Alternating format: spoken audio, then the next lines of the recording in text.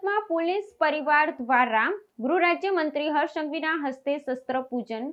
મંત્રી હર્ષ સંઘવીએ પોલીસ જવાનોને દેશની સુરક્ષા માટે વધુ પ્રતિબદ્ધ રહેવા પ્રેરણા આપી. વિજયાદશમીના પાવન પર્વ નિમિત્તે સુરત ખાતે પોલીસ પરિવાર દ્વારા પરંપરાગત શસ્ત્ર પૂજન કાર્યક્રમનું આયોજન કરવામાં આવ્યું હતું. આ ધાર્મિક વિધિમાં રાજ્યના ગૃહ રાજ્યમંત્રી હર્ષ સંઘવીના હસ્તે પૂજન કરવામાં આવ્યું હતું.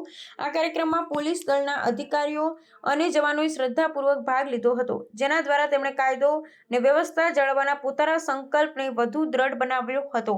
આ પૂજન પોલીસની ફરજ અને રાષ્ટ્ર પ્રત્યેની પ્રતિબદ્ધતાનું પ્રતીક છે.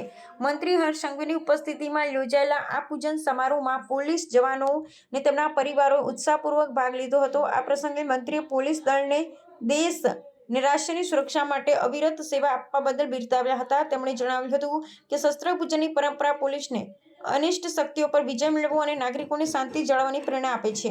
આ વિધિ દ્વારા પોલીસ કર્મચારી પોતાના કાર્ય પ્રત્યે આદર અને નિષ્ઠા વ્યક્ત કરે છે.